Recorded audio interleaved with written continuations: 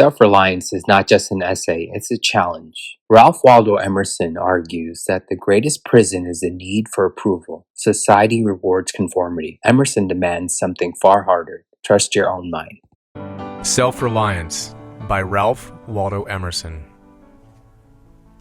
I read the other day some verses written by an eminent painter, which were original and not conventional. The soul always hears an admonition in such lines, let the subject be what it may. The sentiment they instill is of more value than any thought they may contain. To believe your own thought, to believe that what is true for you in your private heart is true for all men, that is genius. Speak your latent conviction, and it shall be the universal sense.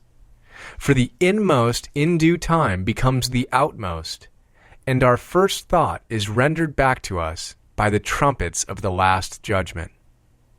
Familiar as the voice of the mind is to each, the highest merit we ascribe to Moses, Plato, and Milton is that they set at naught books and traditions, and spoke not what men but what they thought.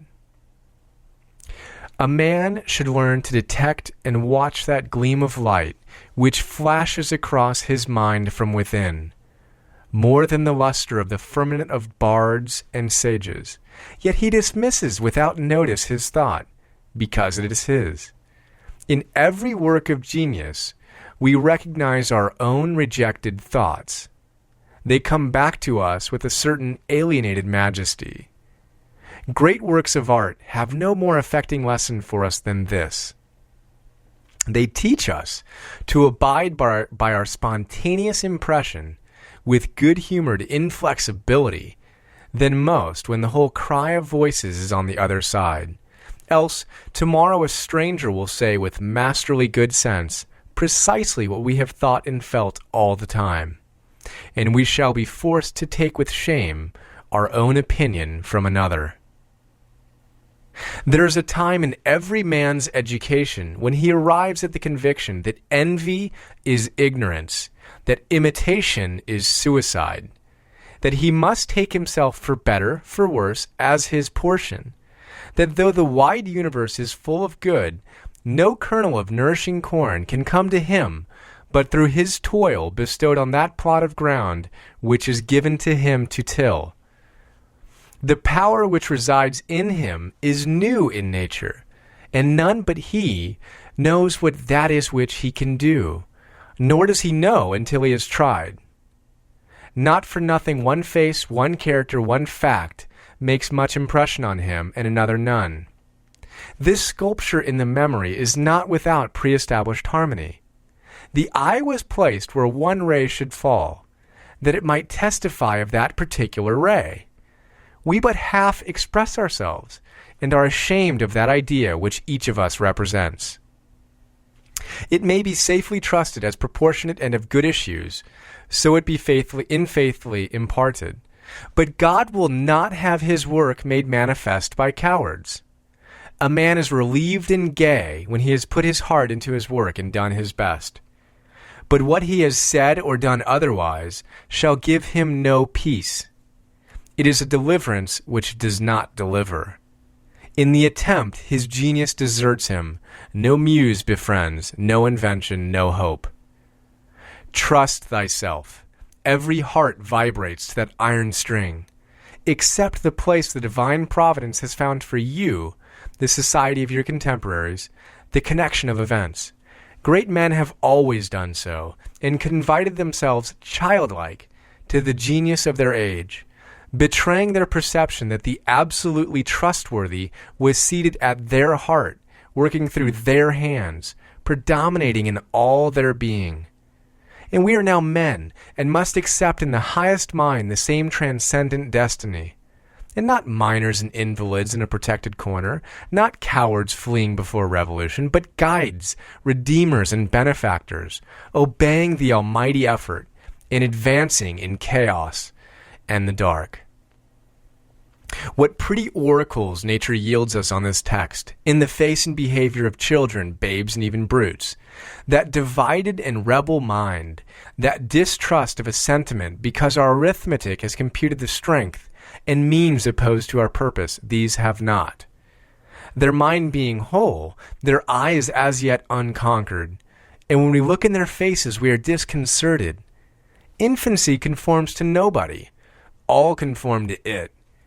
So that one babe commonly makes 4 or 5 out of the adults who prattle and play to it. So God has armed youth and puberty and manhood no less with its own piquancy and charm, and made it enviable and gracious, and its claims not to be put by, if it will stand by itself. Do not think that youth has no force, because he cannot speak to you and me. Hark! In the next room his voice is sufficiently clear and emphatic.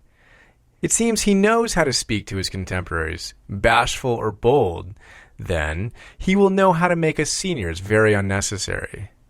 The nonchalance of boys who are sure of a dinner, and would disdain as much as a lord to do or say ought to conciliate one, is the healthy attitude of human nature. A boy is in the parlor what the pit is in the playhouse, independent, irresponsible, looking out from the corner on such people and facts as pass by. He tries and sentences them on their merits, in the swift, summary way of boys, as good, bad, interesting, silly, eloquent, troublesome. He cumbers himself never about consequences, about interests. He gives an independent, genuine verdict. You must court him. He does not court you. But the man is, as it were, clapped into jail by his consciousness. As soon as he has once acted or spoken with éclat, he is a committed person, watched by the sympathy or the hatred of hundreds, whose affections must now enter into his account. There is no lethe for this. Ah, that he could pass again into his neutrality. Who can thus avoid all pledges, and having observe again from the same unaffected, unbiased, unbribable, unaffrighted innocence, must always be formidable. He would utter opinions on all passing affairs, which being seen to be not private, but necessary, would sink like darts into the ear of men, and put them in fear. These are the voices which we hear in solitude, but they grow faint and inaudible as we enter into the world. Society everywhere is in conspiracy against the manhood of every one of its members. Society is a joint stock company in which the members agree, for the better securing of his bread to each shareholder, to surrender the liberty and culture of the eater. The virtue in most request is conformity. Self-reliance is its aversion. It loves not realities and creators, but names and customs. Whoso would be a man must be a nonconformist. He who would gather immortal palms must not be hindered by the name of goodness, but must explore if it be goodness. Nothing is at last sacred but the integrity of your own mind. Absolve you to yourself, and you shall have the suffrage of the world. I remember an answer which, when quite young, I was prompted to make to a valued adviser, who was wont to importune me with the dear old doctrines of the Church. On my saying, what have I to do with the sacredness of traditions, if I live wholly from within? My friend suggested, but these impulses may be from below, not from above. I replied, they do not seem to me to be such. But if I am the devil's child, I will live then from the devil. No law can be sacred to me, but that of my nature. Good and bad are but names, very readily transferable to that or this. The only right is what is after my constitution, the only wrong what is against it. A man is to carry himself in the presence of all opposition, as if everything were titular and ephemeral but he. I am ashamed to think how easily we capitulate to badges and names, to large societies and dead institutions. Every decent and well-spoken individual affects and sways me more than is right. I ought to go upright and vital, and speak the rude truth in all ways. If malice and vanity wear the coat of philanthropy, shall that pass? If an angry bigot assumes this bountiful cause of abolition, and comes to me with his last news from Barbados, why should I not say to him, go love thy infant, love thy woodchopper, be good-natured and modest, have that grace, and never varnish your hard, uncharitable ambition with this incredible tenderness for black folk 1,000 miles off. Thy love afar is spite at home. Rough and graceless would be such greeting, but truth is handsomer than the affectation of love. Your goodness must have some edge to it, else it is none. The doctrine of hatred must be preached as the counteraction of the doctrine of love when that pules and whines. I shun father and mother and wife and brother when my genius calls me. I would write on the lintels of the doorpost, whim. I hope it is somewhat better than whim at last, but we cannot spend the day in explanation. Expect me not to show cause why I seek or why I exclude company. Then again, do not tell me, as a good man did today, of my obligation to put all poor men in good situations. Are they my poor? I tell thee, thou foolish philanthropist, that I grudge the dollar, the dime, the cent I give to such men as do not belong to me and to whom I do not belong. There is a class of persons to whom, by all spiritual affinity, I am bought and sold. For them I will go to prison, if need be, but your miscellaneous popular charities, the education at college of my fools, the building of meeting houses to the vain end to which many now stand, alms to sots, and the thousandfold relief societies. Though I confess with shame I sometimes succumb and give the dollar, it is a wicked dollar, which by and by I shall have the manhood to withhold. Virtues are, in the popular estimate, rather the exception than the rule. There is the man and his virtues. Men do what is called a good action, as some piece of courage or charity, much as they would pay a fine in expiation of daily non-appearance on parade. Their works are done as an apology or extenuation of their living in the world, as invalids and the insane pay a high board. Their virtues are penances. I do not wish to expiate, but to live. My life is for itself and not for a spectacle. I much prefer that it should be of a lower strain, so it be genuine and equal, than that it should be glittering and unsteady. I wish it to be sound and sweet, and not to need diet and bleeding. I ask primary evidence that you are a man and refuse this appeal from the man to his actions. I know that for myself it makes no difference whether I do or forbear those actions which are reckoned excellent. I cannot consent to pay for a privilege where I have intrinsic right. Few and mean as my gifts may be, I actually am, and do not need for my own assurance or the assurance of my fellows any secondary testimony. What I must do is all that concerns me, not what people think. This rule, equally arduous in actual and in intellectual life, may serve for the whole distinction between greatness and meanness. It is the harder because you will always find those who think they know what is your duty better than you know it. It is easy in the world to live after the world's opinion. It is easy in solitude to live after our own. But the great man is he who in the midst of the crowd keeps with perfect sweetness the independence of solitude. The objection to conforming to usages that have become dead to you is that it scatters your force. It loses your time and blurs the impression of your character. If you maintain a dead church, contribute to a dead Bible society, vote with a great party either for the government or against it, spread your table like base housekeepers, under all these screens, I have difficulty to detect the precise man you are.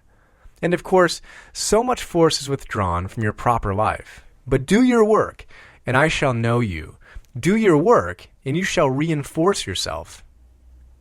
A man must consider what a blind man's bluff is this game of conformity. If I know your sect, I anticipate your argument. I hear a preacher announce for his text and topic the expediency of one of the institutions of his church. Do I not know beforehand that not possibly can he say a new and spontaneous word? Do I not know that, with all this ostentation of examining the grounds of the institution, he will do no such thing? Do I not know that he is pledged to himself not to look but at one side, the permitted side, not as a man, but as a parish minister? He is a retained attorney, and these heirs of the bench are the emptiest affectation. Well, most men have bound their eyes with one or another handkerchief, and attached themselves to some one of these communities of opinion. This conformity makes them not false in a few particulars, authors of a few lies, but false in all particulars. Their every truth is not quite true. Their two is not the real two. Their four not the real four, so that every word they say chagrins us, and we know not where to begin to set them right. Meantime, nature is not slow to equip us in the prison uniform of the party to which we adhere. We come to wear one cut of face and figure, and acquire by degrees the gentlest asinine expression. There's a mortifying experience in particular, which does not fail to wreak itself also in the general history. I mean, the foolish face of praise, the forced smile which we put on in company where we do not feel at ease in answer to conversation which does not interest us. The muscles, not spontaneously moved, but moved by a low, usurping willfulness, grow tight about the outline of the face with the most disagreeable sensation. For nonconformity, the world whips you with its displeasure, and therefore a man must know how to estimate a sour face. The bystanders look askance on him in the public street or in the friend's parlor. If this aversation had its origin in contempt and resistance like his own, he might well go home with a sad countenance. But the sour faces of the multitude, like their sweet faces, have no deep cause, but are put on and off as the wind blows and a newspaper directs. Yet is the discontent of the multitude more formidable than that of the Senate and the college. It is easy enough for a firm man who knows the world to brook the rage of the cultivated classes. Their rage is decorous and prudent, for they are timid as being very vulnerable themselves. But when to their feminine rage the indignation of the people is added, when the ignorant and the poor are aroused, when the unintelligent brute force that lies at the bottom of society is made to growl and mow, it needs the habit of magnanimity and religion to treat it godlike, as a trifle of no concernment. The other terror that scares us from self-trust is our consistency, a reverence for our past act or word, because the eyes of others have no other data for computing our orbit than our past acts, and we are loath to disappoint them. But why should you keep your head over your shoulder?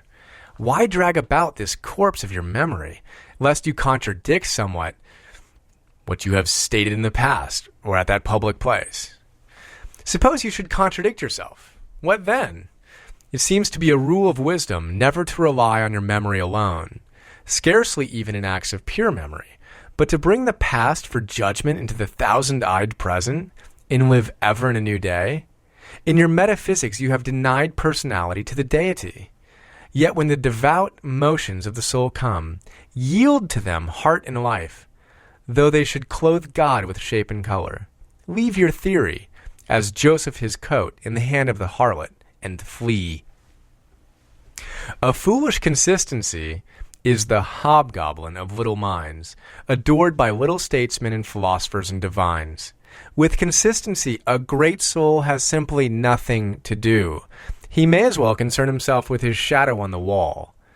Speak what you think now in hard words, and tomorrow speak what tomorrow thinks in hard words again, though it contradict everything you said today. Ah, so you shall be sure to be misunderstood. Is it so bad, then, to be misunderstood?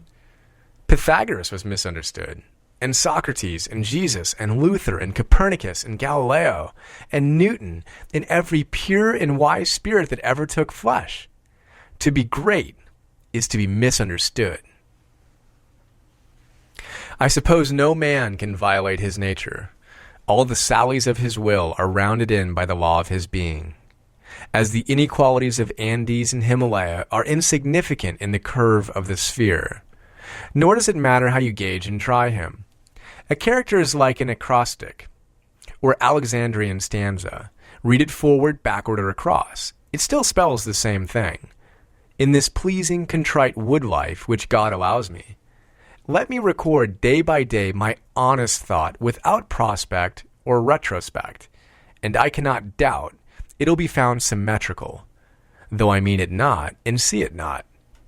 My book should smell of pines and resound with the hum of insects. The swallow over my window should interweave that thread of straw.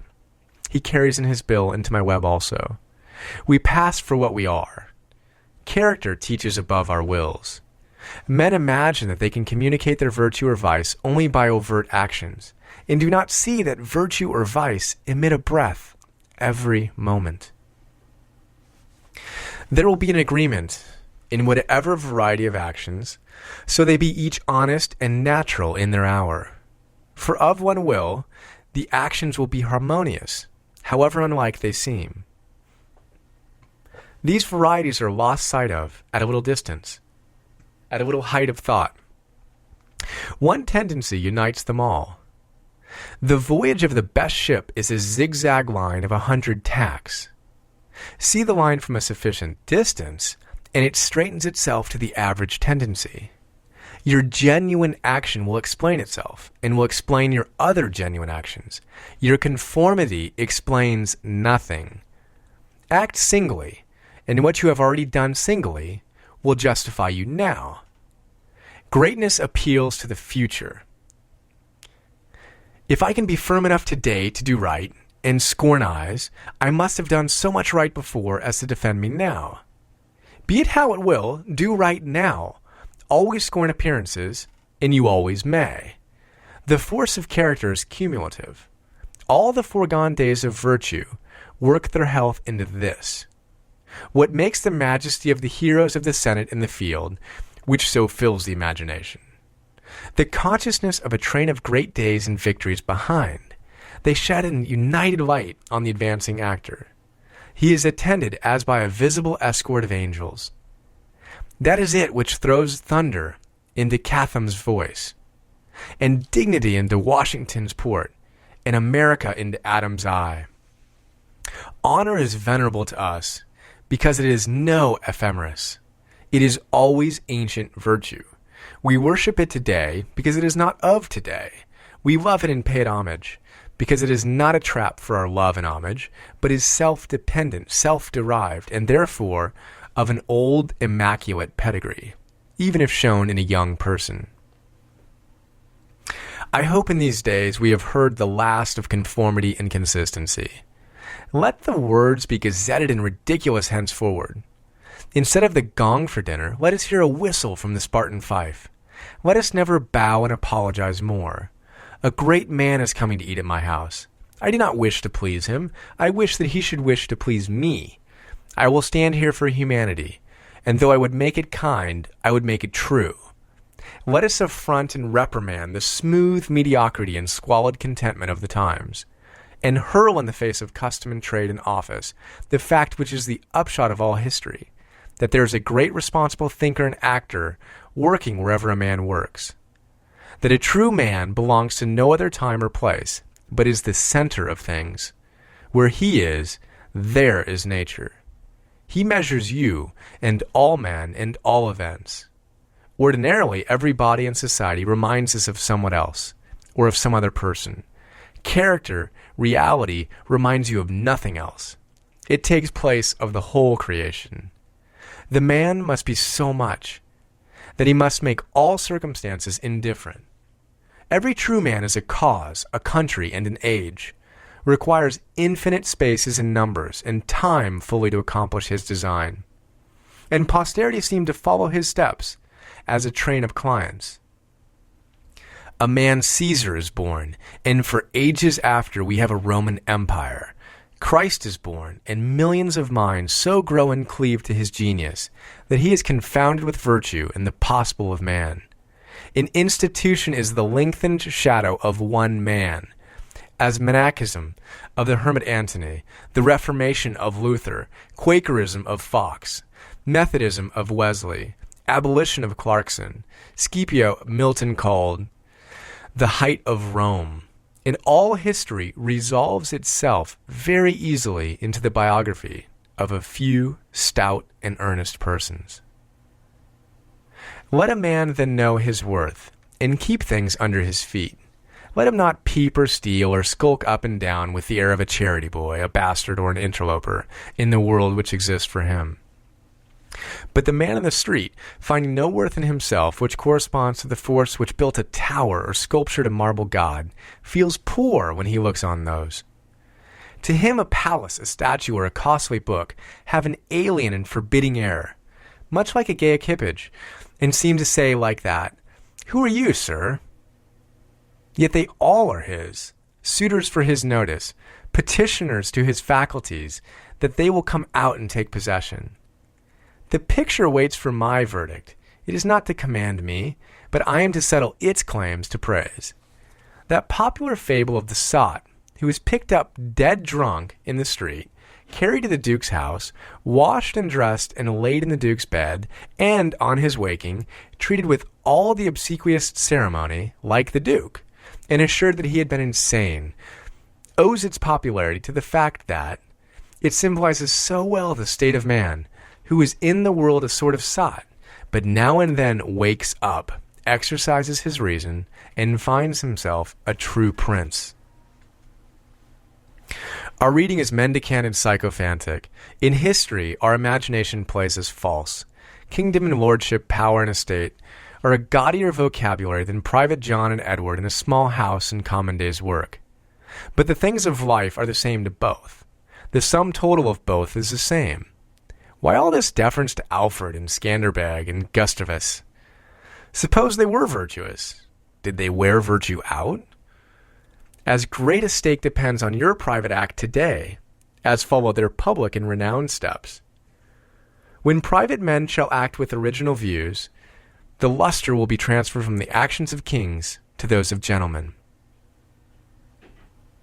The world has been instructed by its kings, who have so magnetized the eyes of nations. It has been taught by this colossal symbol the mutual reverence that is due from man to man. The joyful loyalty with which men have everywhere suffered the king, the noble, or the great proprietor to walk among them by a law of his own, make his own scale of men and things, and reverse theirs, pay for benefits not with money, but with honor, and represent the law in his person, was the hieroglyphic by which they obscurely signify their consciousness of their own right and comeliness, the right of every man. The magnetism which all original action exerts is explained when we inquire the reason of self-trust. Who is the trustee? What is the original self, on which a universal reliance may be grounded? What is the nature and power of that science-baffling star, without parallax, without calculable elements, which shoots a ray of beauty even into trivial and impure actions, if the least mark of independence appear? The inquiry leads us to that source, at once the essence of genius, of virtue, and of life, which we call spontaneity or instinct. We denote this primary wisdom as intuition, whilst all later teachings are tuitions. In that deep force, the last fact behind which analysis cannot go, all things find their common origin. For the sense of being which in calm hours rises, we know not how, in the soul, is not diverse from things, from space, from light, from time, from man, but one with them, and proceeds obviously from the same source whence their life and being also proceed. We first share the life by which things exist, and afterwards see them as appearances in nature, and forget that we have shared their cause. Here's the fountain of action and of thought. Here are the lungs of that inspiration which giveth man wisdom, and which cannot be denied without impiety and atheism. We lie in the lap of immense intelligence, which makes us receivers of its truth and organs of its activity. When we discern justice, when we discern truth, we do nothing of ourselves, but allow a passage to its beams. If we ask whence this comes, if we seek to pry into the soul that causes, all philosophy is at fault. Its presence or its absence is all we can affirm. Every man discriminates between the voluntary acts of his mind and his involuntary perceptions, and knows that to his involuntary perceptions a perfect faith is due. He may err in the expression of them, but he knows that these things are so, like day and night, not to be disputed. My willful actions and acquisitions are but roving. The idlest reverie, the faintest native emotion, command my curiosity and respect. Thoughtless people contradict as readily the statement of perceptions as of opinions, or rather much more readily, for they do not distinguish between perception and notion. They fancy that I choose to see this or that thing, but perception is not whimsical, but fatal. If I see a trait, my children will see it after me, and in course of time all mankind, although it may chance that no one has seen it before me, for my perception of it is as much a fact as the sun. The relations of the soul to the divine spirit are so pure that it is profane to seek to interpose helps. It must be that when God speaketh, he should communicate not one thing, but all things, should fill the world with his voice, should scatter forth light, nature, time, souls, from the center of the present thought, and new date and new create the whole. Whenever a mind is simple and receives a divine wisdom, old things pass away. Means, teachers, texts, temples fall. It lives now and absorbs past and future into the present hour. All things are made sacred by relation to it, one as much as another. All things are dissolved to their center by their cause, and, in the universal miracle, petty and particular miracles disappear. If, therefore, a man claims to know and speak of God, and carries you backward to the phraseology of some old moldered nation in another country, in another world, believe him not. Is the acorn better than the oak, which is its fullness and completion? Is the parent better than the child, into whom he has cast his ripened being? Whence, then, this worship of the past? The centuries are conspirators against the sanity and authority of the soul.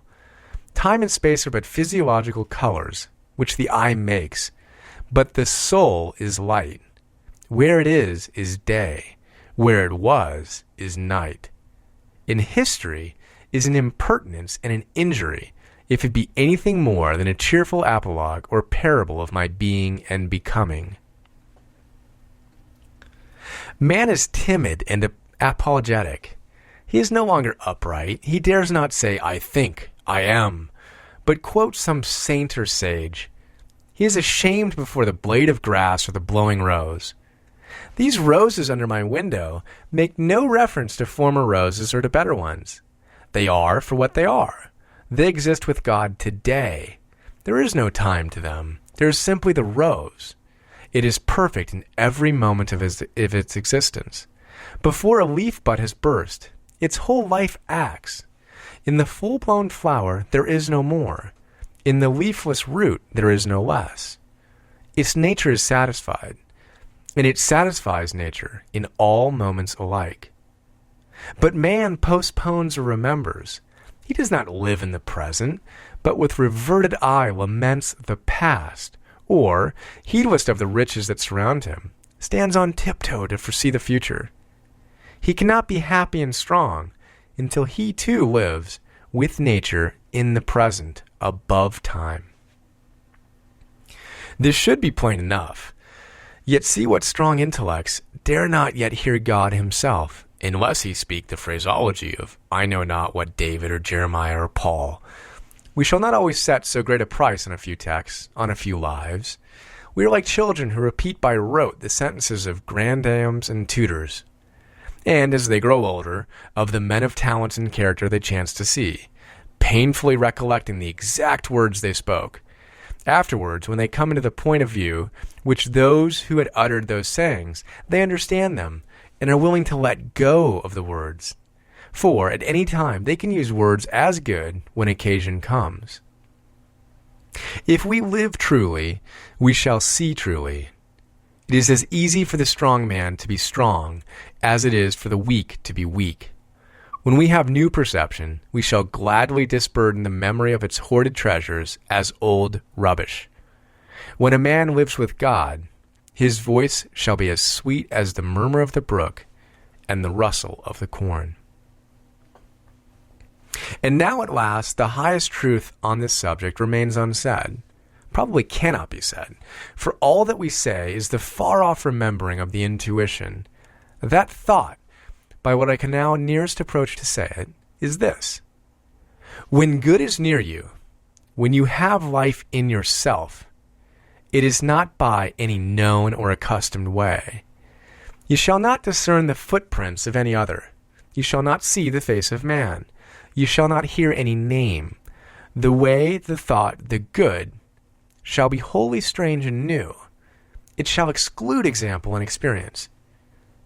You take the way from man, not to man. All persons that ever existed are its forgotten ministers. Fear and hope are alike beneath it. There is somewhat low even in hope. In the hour of vision, there is nothing that can be called gratitude, nor properly joy. The soul raised over passion beholds identity and eternal causation, perceives the self-existence of truth and right, and calms itself with knowing that all things go well. Vast spaces of nature, the Atlantic Ocean, the South Sea, long intervals of time, years, centuries, are of no account. This which I think and feel underlay every former state of life and circumstances, as it does underlie my present, and what is called life and what is called death. Life only avails, not the having lived. Power ceases in the instant of repose. It resides in the moment of transition from a past to a new state, in the shooting of the gulf, in the darting to an aim. This one fact the world hates, that the soul becomes. For that forever degrades the past, turns all riches to poverty, all reputation to a shame, confounds the saint with the rogue, shoves Jesus and Judas equally aside. Why then do we prate of self-reliance? Inasmuch as the soul is present, there will be power, not confident but agent. To talk of reliance is a poor external way of speaking. Speak rather of that which relies, because it works and is. Who has more obedience than I masters me, though he should not raise his finger. Round him I must resolve by the gravitation of spirits. We fancy it rhetoric when we speak of eminent virtue. We do not yet see that virtue is height, and that a man or a company of men, plastic and permeable to principles, by the law of nature must overpower and ride all cities, nations, kings, rich men, poets, who are not. This is the ultimate fact, which we so quickly reach on this. As on every topic, the resolution of all into the ever-blessed One. Self-existence is the attribute of the supreme cause, and it constitutes the measure of good by the degree in which it enters into all lower forms. All things real are so by so much virtue as they contain. Commerce, husbandry, hunting, whaling, war, eloquence, personal weight are somewhat and engage my respect as virtues of its presence and impure action. I see the same law working in nature for conservation and growth. Power is in nature the essential measure of right. Nature suffers nothing to remain in her kingdoms which cannot help itself. The genesis and maturation of a planet, its poise and orbit, the bended tree recovering itself from the strong wind, the vital resources of every animal and vegetable are demonstrations of the self-sufficing and therefore self-relying soul. Thus all concentrates. Let us not rove. Let us sit at home with the cause. Let us stun and astonish the intruding rabble of men and books and institutions by a simple declaration of the divine fact. Bid the invaders take the shoes from their feet, for God is here within. Let our simplicity judge them, and our docility to our own law demonstrate the poverty of nature and fortune beside our native riches. But now we are a mob. Man does not stand in awe of man, nor is his genius admonished to stay at home, to put itself in communication with the internal ocean, but it goes abroad to beg a cup of water of the urns of other men. We must go alone. I like the silent church before the service begins better than any preaching. How far off, how cool, how chaste the person look. Begirt each one with a precinct of sanctuary. So let us always sit. Why should we assume the faults of our friend, or wife, or father, or child, because they sit around our earth, or are said to have the same blood? All men have my blood, and I have all men's. Not for that will I adopt their petulance or folly, even to the extent of being ashamed of it. But your isolation must not be mechanical, but spiritual. That is, must be elevation. At times, the whole world seems to be in conspiracy to importune you with emphatic trifles. Friend, client, child, sickness, fear, want, charity, all knock at once at thy closet door and say, "Come out into us." But keep thy state. Come not into their confusion. The power men possess to annoy me, I give them by a weak curiosity. No man can come near me but through my act. What we love that we have, but by desire we bereave ourselves of the love. If we cannot at once rise to the sanctities of obedience and faith, let us at least resist our temptations. Let us enter into the state of war, and wake Thor and Woden courage and constancy in our Saxon breasts. This is to be done in our smooth times by speaking the truth. Check this lying hospitality and lying affection. Live no longer to the expectation of these deceived and deceiving people with whom we converse. Say to them, "O father, O mother, O wife, O brother, O friend, I have lived with you after appearances hitherto. Henceforward, I am the truth's. Be it known unto you that henceforward I obey no law less than the eternal law. I will have no covenants but proximities. I shall endeavor to nourish my parents, to support my family, to be the chaste husband of one wife. But these relations I must fill after a new and unprecedented way. I appeal from your customs. I must be myself. I cannot break myself any longer for you or you.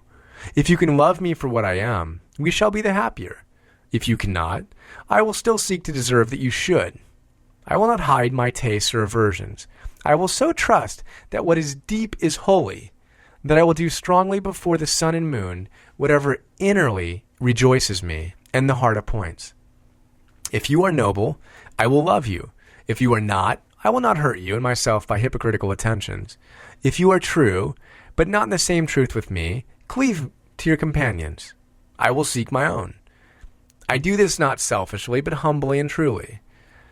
It is alike your interest and mine and all men's, however long we have dwelt in lies, to live in truth. Does that sound harsh today? You will soon love what is dictated by your nature as well as mine, and if we follow the truth, it will bring us out safe at last. But so you may give these friends pain. Yes, but I cannot sell my liberty and my power to save their sensibility. Besides, all persons have their moments of reason when they look out into the region of the absolute truth. Then they will justify me and do the same thing. The populace think that your rejection of popular standards is a rejection of all standard. And the bold sensualist will use the same of philosophy to gild his crimes.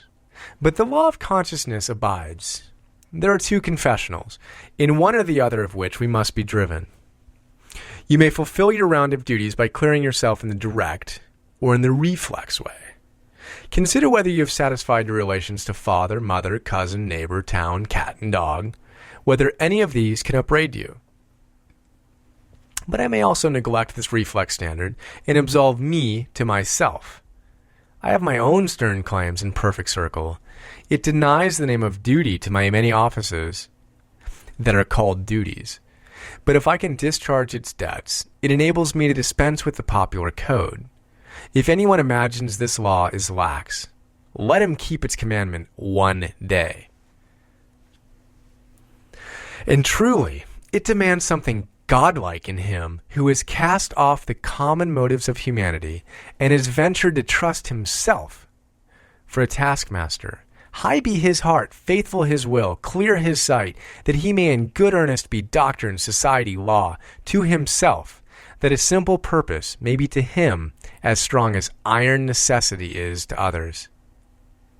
If any man consider the present aspects of what is called by distinction society, he will see the need of these ethics. The sinew and heart of man seems to be drawn out, and we are become timorous, desponding whimperers. We are afraid of truth, afraid of fortune, afraid of death, and afraid of each other. Our age yields no great and perfect persons. We want men and women who shall renovate life in our social state. But we see that most natures are insolvent, cannot satisfy their own wants, have an ambition out of all proportion to their practical force, and do lean and beg day and night continually.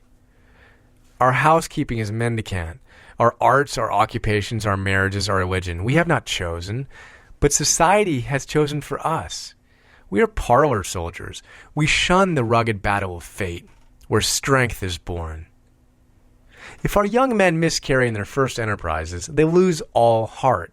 If the young merchant fails, men say he is ruined. If the finest genius studies at one of our colleges and is not installed in an office within 1 year afterwards in the cities or suburbs of Boston or New York, it seems to his friends and to himself that he is right in being disheartened and in complaining the rest of his life.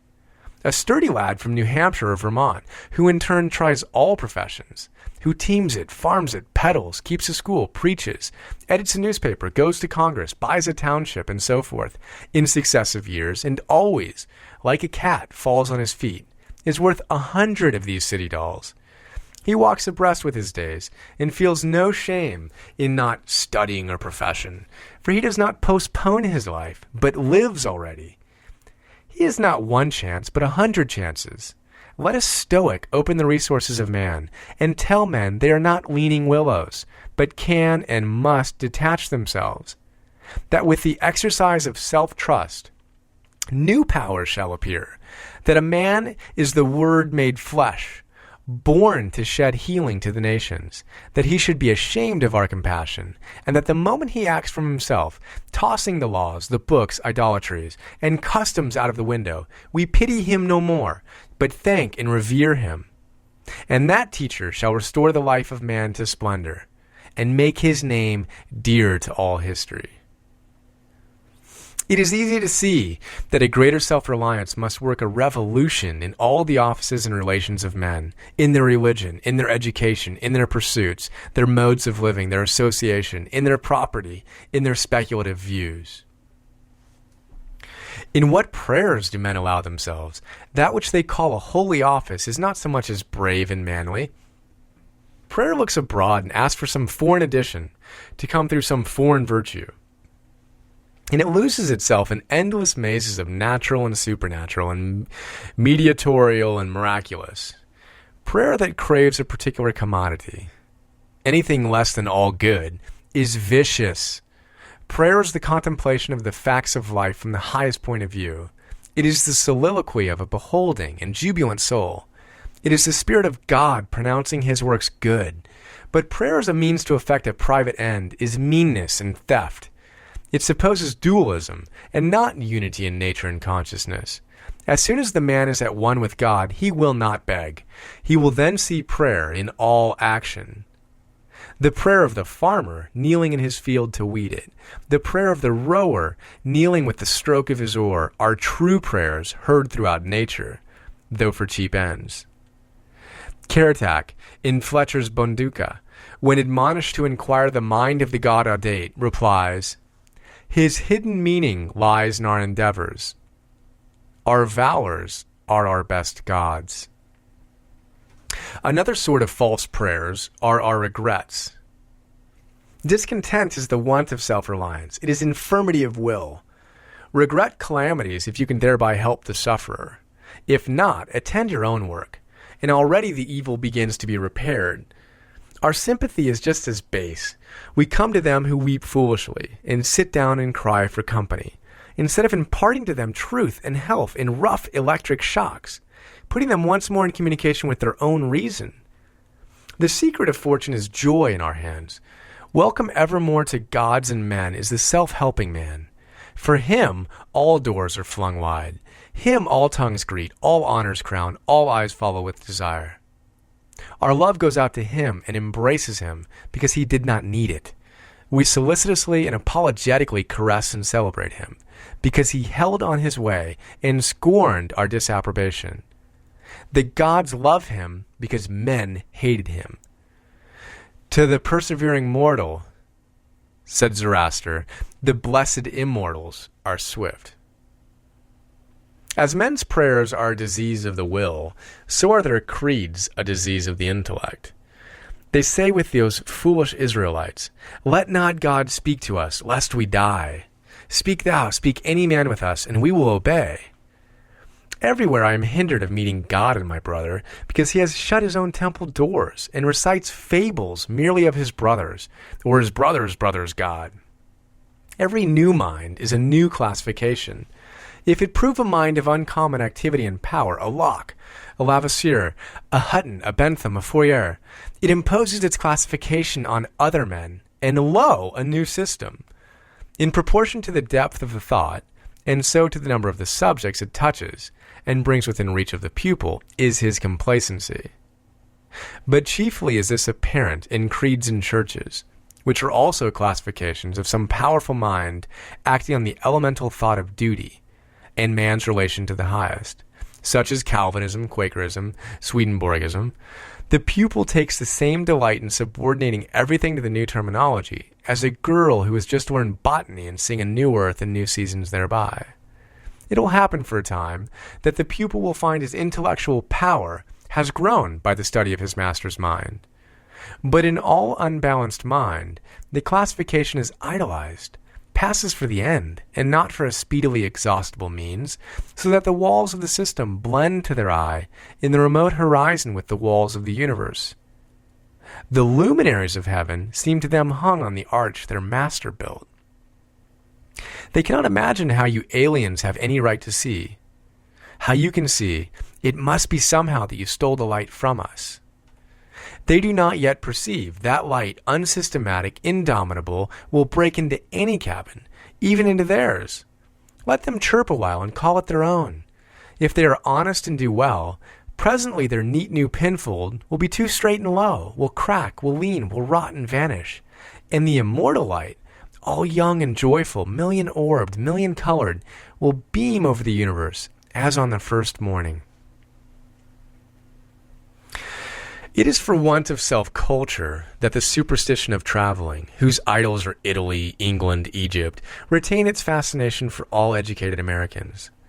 They who made England, Italy, or Greece venerable in the imagination did so by sticking fast where they were, like an axis of the earth. In manly hours, we feel that duty is our place. The soul is no traveler. The wise man stays at home, and when his necessities, his duties on any occasion call him from his house or into foreign lands, he is at home still, and shall make men sensible by the expression of his countenance, that he goes the missionary of wisdom and virtue, and visits cities and men like a sovereign, and not like an interloper or valet. Now, I have no churlish objection to the circumnavigation of the globe for the purposes of art, of study, and benevolence, so that the man is first domesticated, or does not go abroad with the hope of finding somewhat greater than he knows. He who travels to be amused, or to get somewhat which he does not carry, travels away from himself, and grows old even in youth among old things. In Thebes and Palmyra, his will and mind have become old and dilapidated as they. He carries ruins to ruins. Traveling is a fool's paradise. Our first journeys discover to us the indifference of places. At home, I dream that at Naples, at Rome, I can be intoxicated with beauty and lose my sadness. I pack my trunk, embrace my friends, embark on the sea, and at last wake up in Naples. And there beside me is the stern fact that, the sad self, unrelenting, identical that I fled from. I seek the Vatican and the palaces. I affect to be intoxicated with sights and suggestions. But I am not intoxicated. My giant goes with me wherever I go. But the rage of traveling is a symptom of a deeper unsoundness, affecting the whole intellectual action. The intellect is vagabond, and our system of education fosters restlessness. Our minds travel when our bodies are forced to stay at home. We imitate. And what is imitation but the traveling of the mind? Our houses are built with foreign taste. Our shelves are garnished with foreign ornaments. Our opinions, our tastes, our faculties lean and follow the past and the distant. The soul created the arts wherever they have flourished. It was in his own mind that the artist sought his model. It was an application of his own thought to the thing to be done and the conditions to be observed. And why need we copy the Doric or the Gothic model? Beauty, convenience, grandeur of thought, and quaint expression are as near to us as to any. And if the American artist will study with hope and love the precise thing to be done by him, considering the climate, the soil, the length of the day, the wants of the people, the habit and form of the government, he will create a house in which all these will find themselves fitted, and taste and sentiment will be satisfied also. Insist on yourself. Never imitate. Your own gift you can present every moment with the cumulative force of a whole life's cultivation. But of the adopted talent of another, you have only an extemporaneous half-possession. That which each can do best, none but his Maker can teach him. No man yet knows what it is, nor can, till that person has exhibited it. Where is the master who could have taught Shakespeare? Where is the master who could have instructed Franklin or Washington or Bacon or Newton? Every great man is a unique. Shakespeare will never be made by the study of Shakespeare.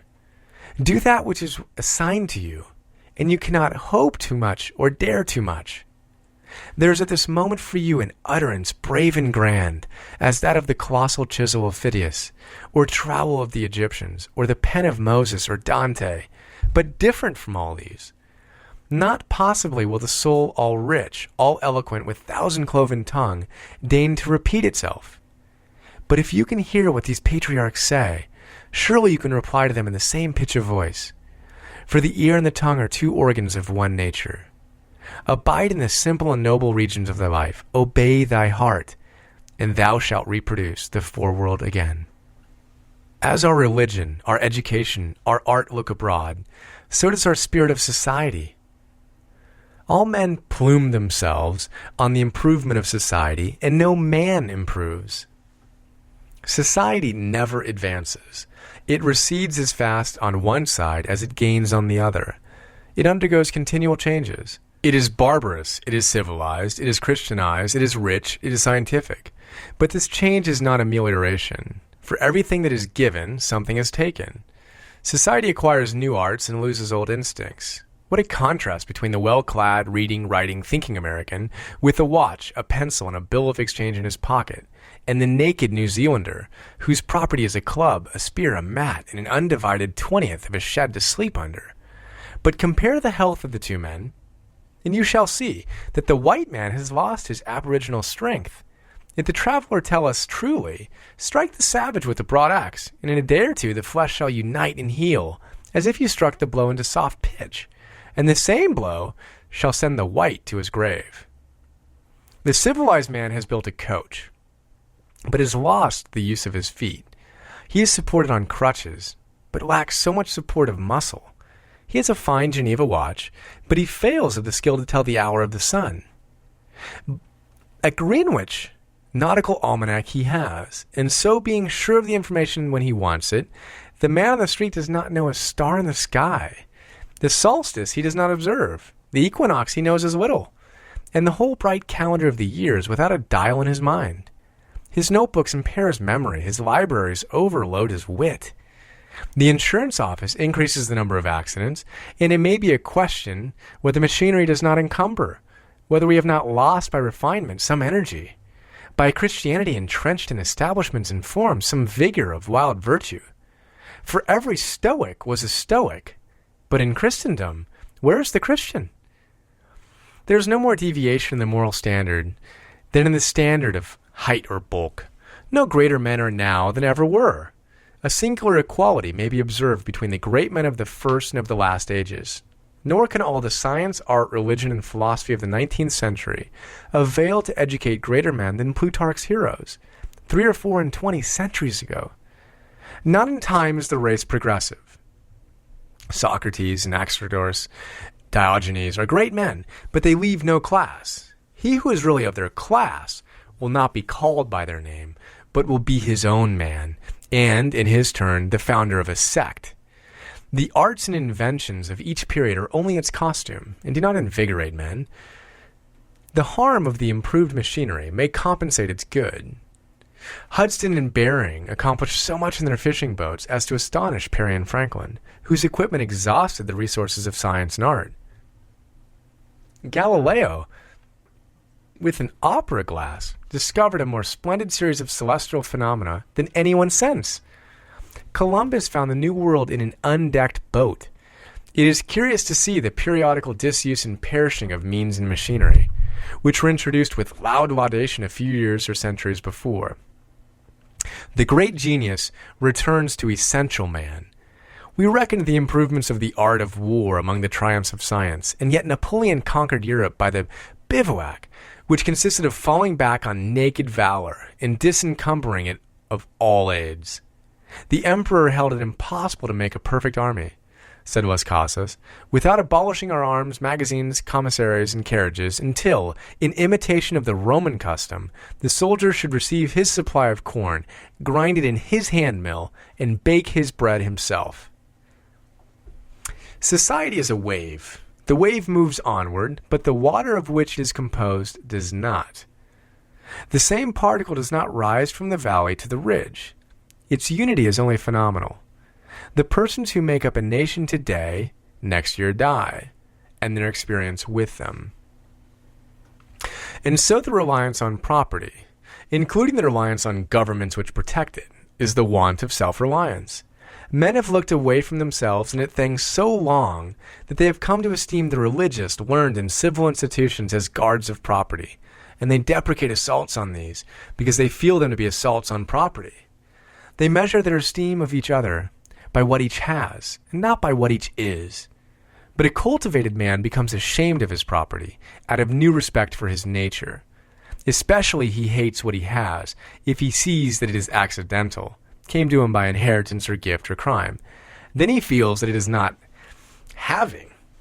It does not belong to him, has no root in him, and merely lies there, because no revolution or no robber takes it away. But that which a man is, does, always by necessity acquire. And what the man acquires is living property, which does not wait the beck of rulers or mobs or revolutions or fire or storm or bankruptcies, but perpetually renews itself wherever the man breathes. Thy lot or portion of life, said the Caliph Ali, is seeking after thee. Therefore be at rest from seeking after it. Our dependence on these foreign goods leads us to our slavish respect for numbers. The political parties meet in numerous conventions, the greater the concourse, and with each new uproar of announcement.